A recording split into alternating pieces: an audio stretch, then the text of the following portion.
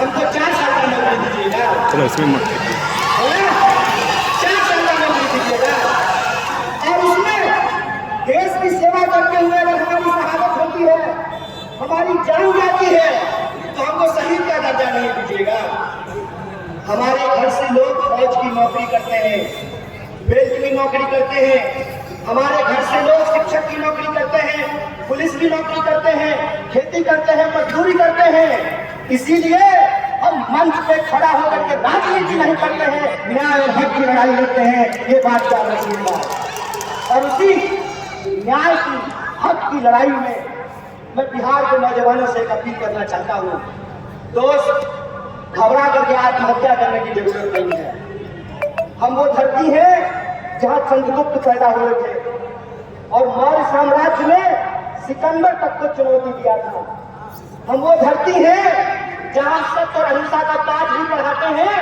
तो हमारे यहाँ दशरथ बांझी भी पैदा हुए कि एक छेली हथौड़ी से पहाड़ काट करके रास्ता बना दिया था। हम उस प्यार के लोग हैं। इसीलिए मैं अपने बिहार के आदरणीय निवासियों से, नागरिकों से अपील करना चाहता हूँ, आपको फैसला करना पड़ेगा, आपको तय करना पड़ेगा कि आप अन्याय के साथ खड़े हैं कि न्याय के साथ खड़े हैं। बोलिए, आप लोग न्याय के साथ खड़े हैं? इतनी जोर से आवाज लगाइए कि सत्ता को घबराहट होने लगे, उनको यह एहसास हो जाए कि बिहार एक बार फिर से इस देश में क्रांति के लिए, बदलाव के लिए तैयार है। उनको घबराहट हो जाए कि उनका जो फूट डालो राज करो की नीति है, वो फूट डालो राज करो की नीति नहीं चलने वाली है। और ये फूट डालो राज करो की नीति क्या है? टीवी खोल करके देख लीजिएगा, भाई लोग, आपसे कोई शिकायत नहीं है। हमको मालूम है कि जो लोग मीडिया में नौकरी कर रहे हैं, उनके पिताजी प्रधानमंत्री नहीं है, गृह मंत्री नहीं है, मुख्यमंत्री नहीं है, वो साधारण परिवार के लोग हैं। लेकिन जो मालिक है, वो मालिक इस देश के 140 करोड़ लोगों के साथ बेईमानी करने के लिए तैयार है। आप टीवी खोल करके देख लीजिए, टीवी आपका रिचार्ज कराए हैं आपने, रिचार्ज भरवाते हैं आप, लेकिन जब आप टीवी खोलेंगे तो आपके खिलाफ दिन भर बात की जाएगी। मैं आपको याद दिलाना चाहता हूँ, कितना ढिढोरा पीटा गया है कि कर्पूरी ठाकुर जी को भारत रत्न दिया गया है। बहुत खुशी की बात है, बहुत खुशी की बात है कि कर्पूरी ठाकुर जी को भारत रत्न दिया गया है। लेकिन कर्पूरी ठाकुर जिस समाज के लिए लड़ते थे, जिस समाज के हक और अधिकार के लिए लड़ते थे, उनके बच्चों के भविष्य के साथ खेला जा रहा है, उनकी नौकरियां समाप्त की जा रही है, उनकी नौकरियां छीनी जा रही है, किसानों को उनके फसल का दाम नहीं दिया जा रहा है, मजदूरों को मजदूरी नहीं दी जा रही है, महिलाओं के साथ अत्याचार किया जा रहा है। आप टीवी खोल करके देख लीजिएगा, बड़ा बड़ा दावा किया गया, क्या कहा गया कि चौधरी चरण सिंह जी को भारत रत्न दिया जा रहा है, डॉक्टर स्वामीनाथन को भारत रत्न दिया जा रहा है।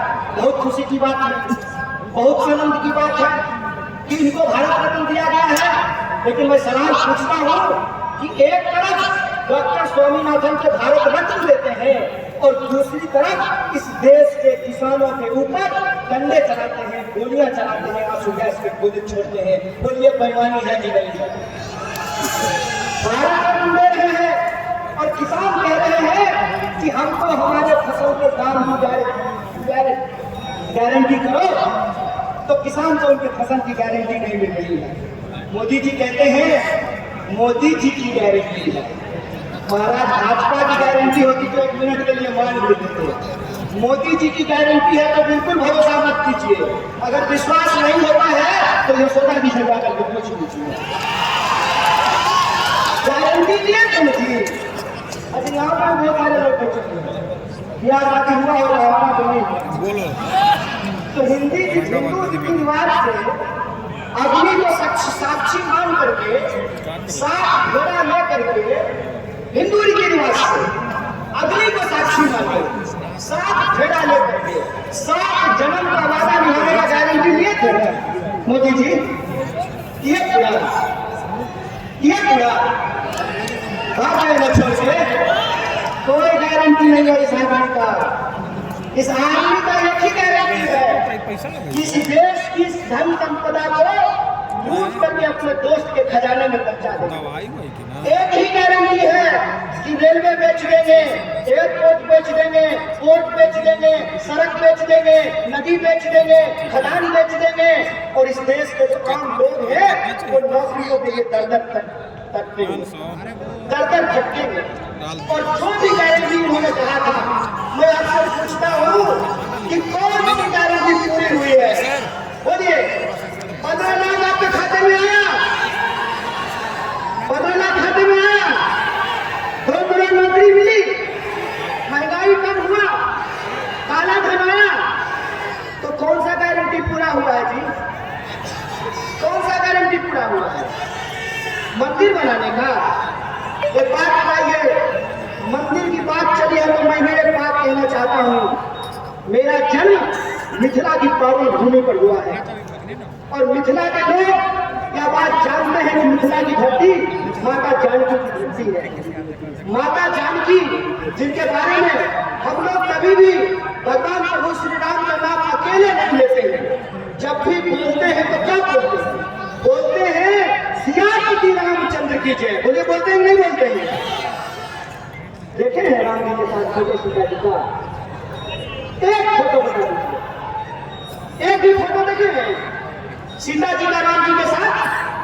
पहले हमारे घर में दादी जब कैलेंडर लगाती थी तो उसमें फोटो होता था भगवान प्रभु श्री राम का, सीता जी का, लक्ष्मण जी का और हनुमान जी का। होता था कि नहीं होता था? हनुमान जी, सीता जी, लक्ष्मण जी कोई फोटो में नहीं दिख रहे।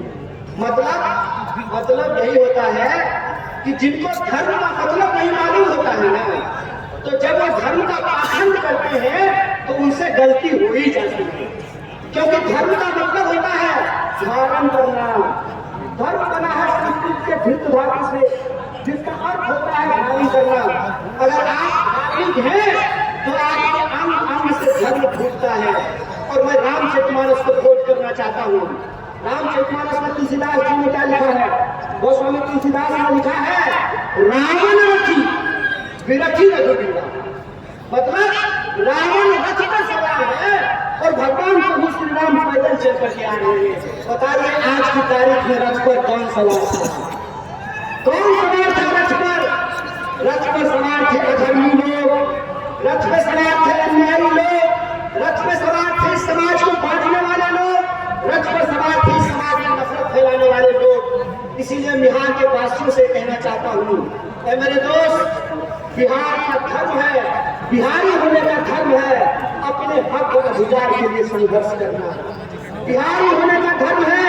1942 में जब भारत छोड़ो आंदोलन हो रहा था तो बिहार में चप्पा चप्पा ब्रिटिश साम्राज्य के खिलाफ लड़ रहा था। इसीलिए मैं बिहार के आम आवाम से अपील करना चाहता हूँ कि अगर इस देश में आप बदलाव चाहते हैं, चाहते हैं कि नहीं चाहते हैं? आप चाहते हैं कि महंगाई कम हो? आप चाहते हैं कि बेकारी कम हो? आप चाहते हैं कि किसानों को न्याय मिले? आप चाहते हैं कि मजदूरों को न्याय मिले? आप चाहते हैं कि नौजवानों को न्याय मिले?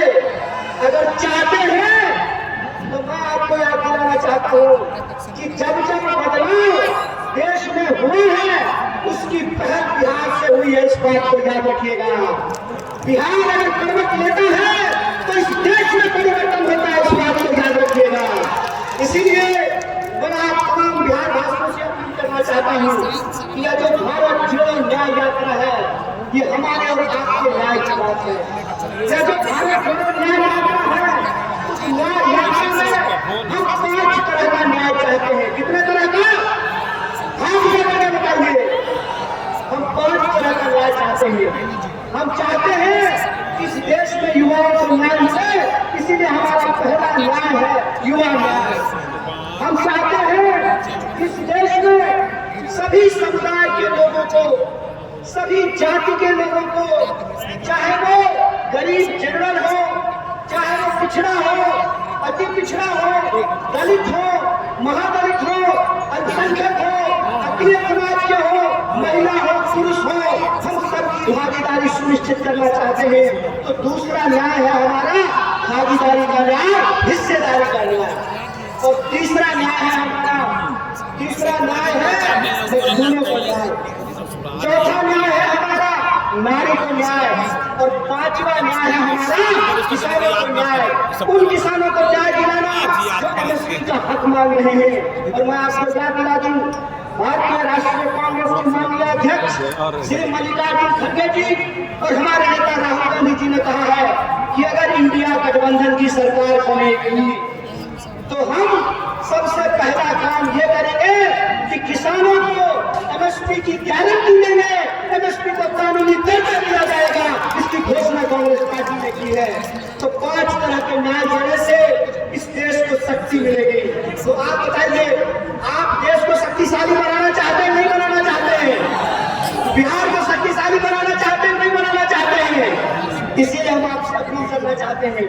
इसी अपील के साथ मैं अपनी बात को खत्म करूंगा कि आने वाले दिनों में जो अन्याय कर रहे हैं उनको अन्याय करने दीजिए, लेकिन आप अगर न्याय चाहते हैं, अपना न्याय चाहते हैं, आने वाली पीढ़ी का न्याय चाहते हैं, तो आपको न्याय योद्धा बनना पड़ेगा।